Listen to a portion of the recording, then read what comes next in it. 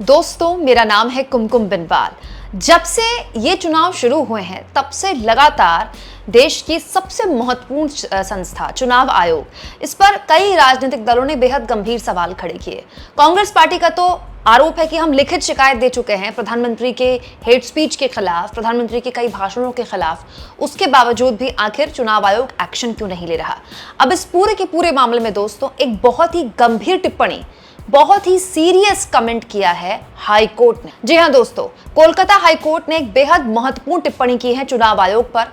और यकीन मानिए, चुनाव तो आते जाते रहते हैं, लेकिन ये जो टिप्पणियां हैं ना, जो हाई कोर्ट करते हैं, जजेस करते हैं, ये हमेशा इतिहास में दर्ज की जाती हैं। ये कभी न भूलने वाली टिप्पणियां होती हैं। दरअसल ये पूरा का पूरा मामला देखिए, बार एंड बेंच ने छापा है।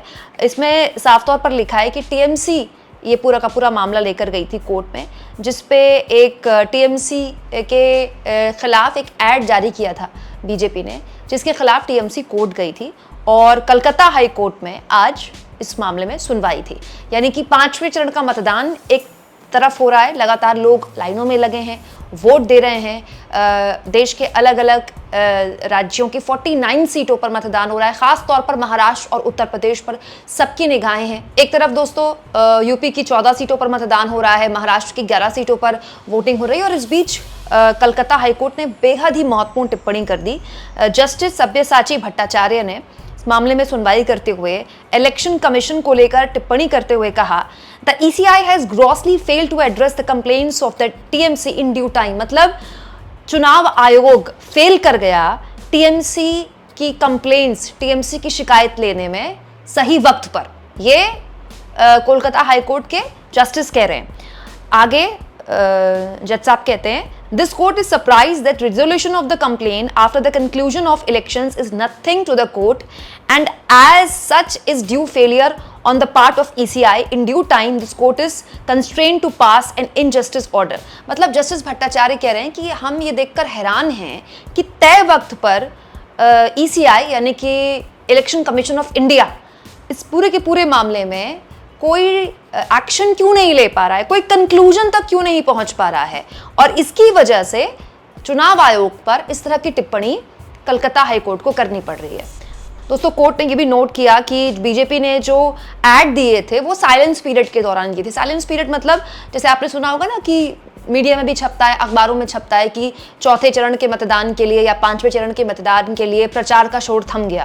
दोस्तों, ये एक्चुअली में वो वक्त होता है जब सारी पार्टियों से कह दिया जाता है कि अब आप अगले 24 घंटे के लिए कोई प्रचार मत कीजिएगा, ताकि जो वोटर है वो आपने इतने महीनों जितना प्रचार किया, घर घर गए, आप लोगों से मिले, अपने मीटिंग्स की, वो ठीक है। लेकिन अब अगले 24 घंटे, क्योंकि 24 घंटे बाद लोगों को वोट देने जाना है, तो 24 घंटे आप वोटर को कूलिंग पीरियड दे दीजिए। उसे कहते हैं बेसिकली साइलेंस पीरियड, जिसमें वोटर सबकी बातें सुनकर अब अपना मन बनाता है। हालांकि आज के वक्त में तो ऐसी स्थिति होती है कि वोटिंग के दिन पीएम मोदी के इंटरव्यूज चलते हैं लाइव चैनल्स में। इधर वोटिंग हो रही है, इधर पीएम मोदी उड़ीसा में लगातार रैलियां कर रहे हैं और वो रैलियां लाइव टीवी में दिखाई जाती है। आज के टाइम पे तो इस साइलेंस पीरियड का कोई मतलब रह नहीं गया है। और कोर्ट ने माना है दोस्तों कि बीजेपी ने इस साइलेंस पीरियड का उल्लंघन किया, क्योंकि उस साइलेंस पीरियड के दौरान ये एडवर्टीजमेंट दिए गए और इस तरह से मॉडल कोड ऑफ कॉन्डक्ट का भी, यानी कि आदर्श आचार संहिता का भी एक तरह से उल्लंघन किया। ये लिखा हुआ है, देखिए इस मामले में, model code of conduct and right of TMC and also citizens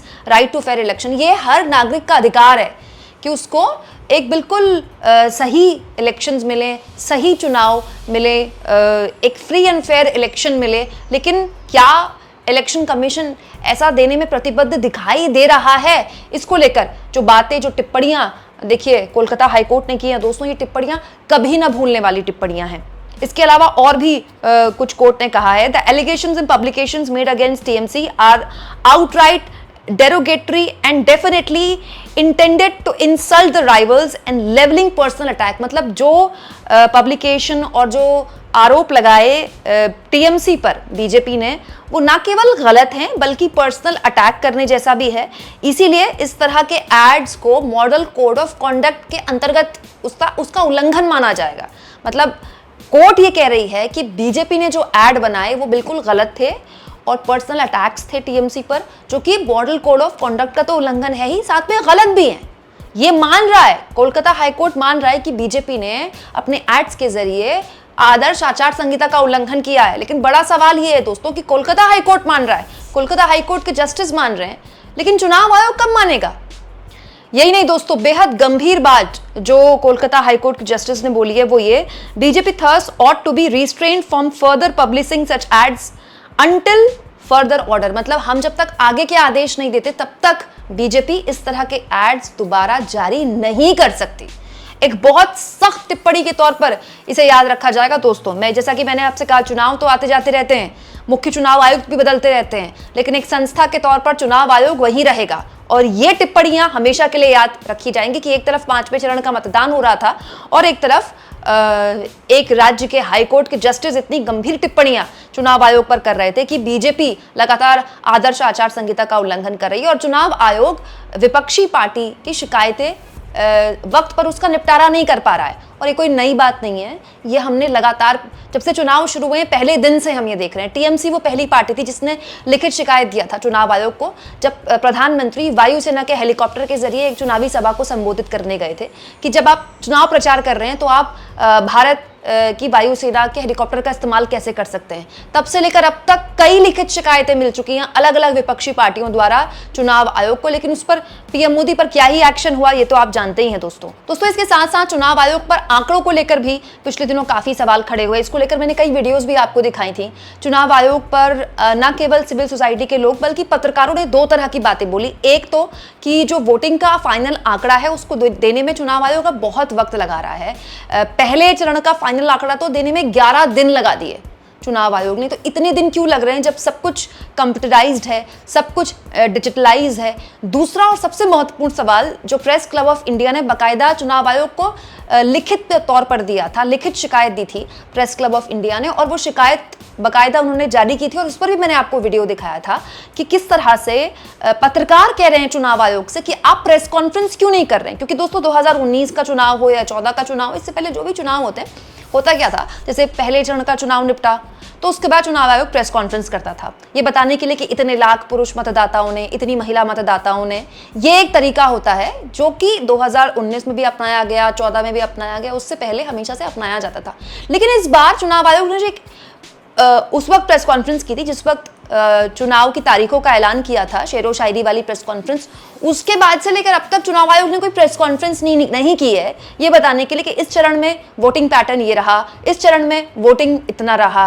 ये एक बहुत महत्वपूर्ण सवाल है जो पत्रकारों ने लिखित तौर पर चुनाव आयोग से पूछा था कि आप प्रेस कॉन्फ्रेंस क्यों नहीं कर रहे हैं, हमको आर्टिकल्स लिखने होते हैं, उसी के जरिए हम चुनाव को लेकर अपना आकलन देते हैं, हम पत्रकारों के लिए प्रेस कॉन्फ्रेंस जरूरी है। और दूसरा, आंकड़ों को लेकर जो सवाल उठाया गया लगातार चुनाव आयोग पर, अब भी सवाल उठाए जा रहे हैं कि चुनाव आयोग परसेंटेज में आंकड़ा क्यों दे रहा है। चुनाव आयोग ये क्यों नहीं बता रहा है कि इस पोलिंग बूथ पर या फिर इस निर्वाचन क्षेत्र पर इतने लाख पुरुष मतदाताओं ने, इतने लाख महिला मतदाताओं ने वोट किया। क्योंकि वोट की गिनती एक एक करके होती है ना, परसेंटेज पर एवरेज निकाल के थोड़ी होती है।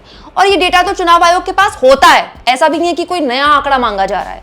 तो वो चीजें जो चुनाव आयोग पहले से देता रहा है, वो काम चुनाव आयोग पहले से करता रहा है, आखिर वो क्यों नहीं कर रहा, इसी को लेकर चुनाव आयोग पर पहले से ही सवाल खड़े हो रहे थे। लगातार विपक्ष कह ही रहा था कि आप हमारी शिकायतें सुन नहीं रहे हैं। और इस बीच कोलकाता हाईकोर्ट के जस्टिस की तरफ से बेहद महत्वपूर्ण टिप्पणी आ गई चुनाव आयोग को लेकर। आप इन तमाम टिप्पणियों पर क्या सोचते हैं दोस्तों, कमेंट बॉक्स में जरूर लिखें। और जितना हो सके चैनल को शेयर करें, सब्सक्राइब करें। और थैंक्स फॉर ज्वाइन, ये दो ऑप्शन हैं जिसके जरिए आर्थिक तौर पर भी अगर आप चाहें तो चैनल के हाथ मजबूत कर सकते हैं दोस्तों।